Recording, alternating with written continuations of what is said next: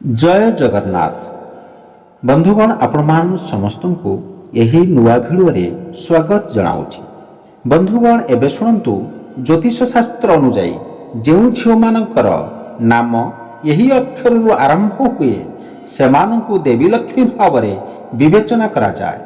बंधुगण ज्योतिष शास्त्र अनुसार क्यों प्रथम अक्षर अत्यंत पवित्र बोली कहुई आज यही भिडियो माध्यम जानिबा।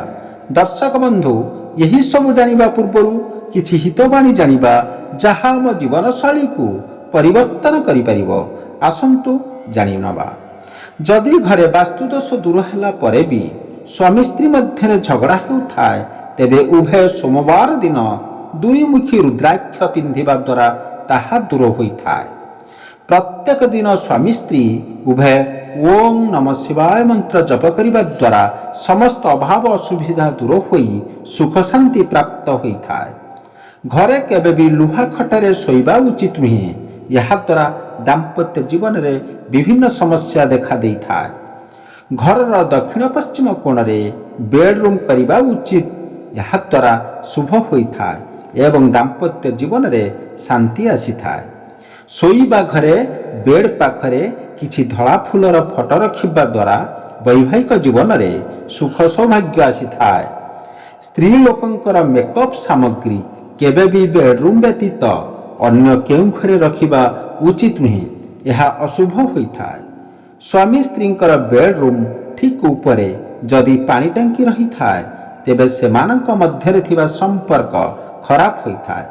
बंधुगण ये पर्यंत जदि आपण माने वीडियो को लाइक करना प्लीज वीडियो को लाइक कर दिंतु एवं चैनल रे नुआ थिले चैनल को सब्सक्राइब कर दिंतु।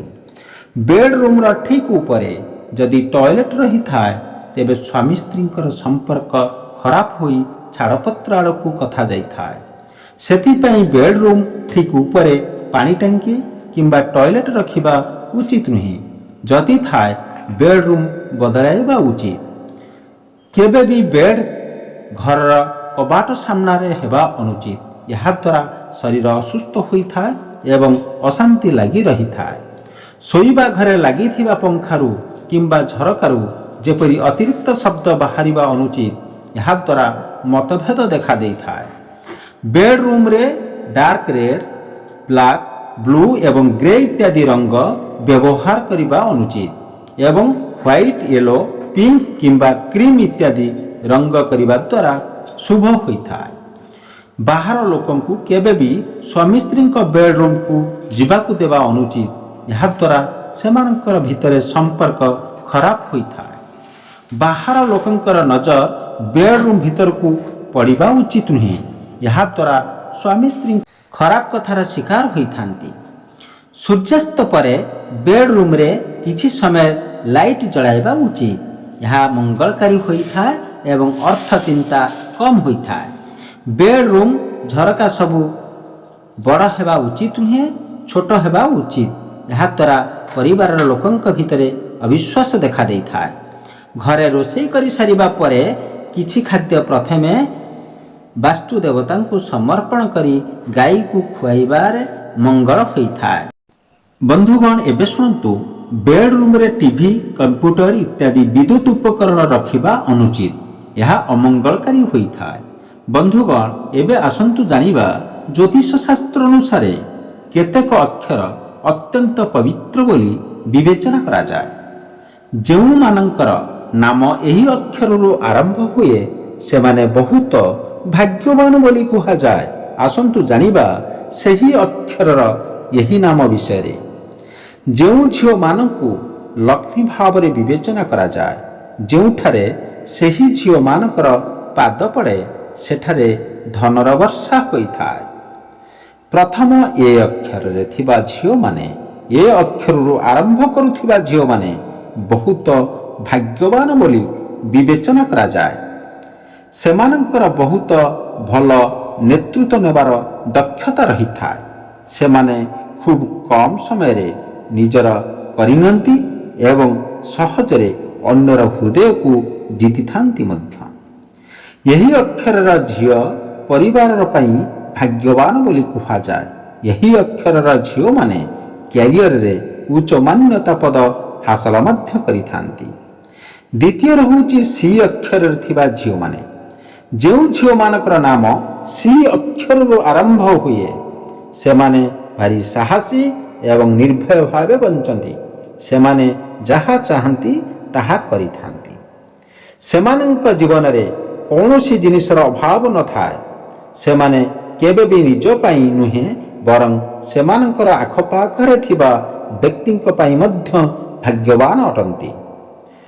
ବନ୍ଧୁଗଣ, ତୃତୀୟରେ ହେଉଛି ଏଲ୍ ଅକ୍ଷରରେ ଥିବା ଝିଅମାନେ। ଯେଉଁ ଝିଅମାନଙ୍କର ନାମ ଏହି ଅକ୍ଷରରୁ ଆରମ୍ଭ ହୁଏ ସେମାନେ ତୁରନ୍ତ କାହାକୁ ବି ସେମାନଙ୍କ ଆଡ଼କୁ ଆକୃଷ୍ଟ କରନ୍ତି। ଏହି ଅକ୍ଷରର ଝିଅମାନଙ୍କର ଭିନ୍ନ ଆକର୍ଷଣ ରହିଥାଏ। ଏମାନେ ଅନ୍ୟମାନଙ୍କୁ ସାହାଯ୍ୟ କରିବାକୁ ସର୍ବଦା ପ୍ରସ୍ତୁତ ରହିଥାନ୍ତି। ଦେବୀ ଲକ୍ଷ୍ମୀଙ୍କର ବିଶେଷ କୃପା ଏହି ଅକ୍ଷରର ଝିଅମାନଙ୍କ ଉପରେ ରହିଥାଏ।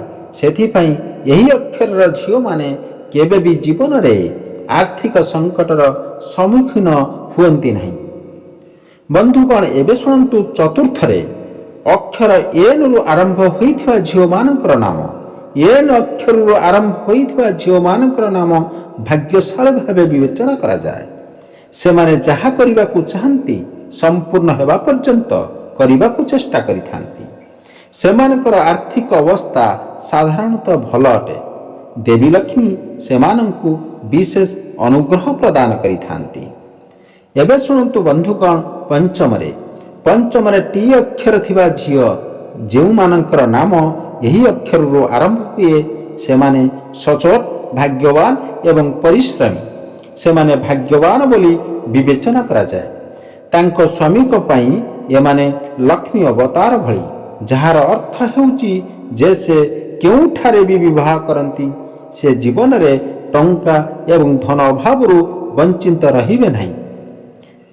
ବନ୍ଧୁଗଣ, ଏବେ ଶୁଣନ୍ତୁ ଶେଷରେ ଅକ୍ଷର ହେଉଛି ୱାଇରେ ଥିବା ଝିଅମାନଙ୍କର।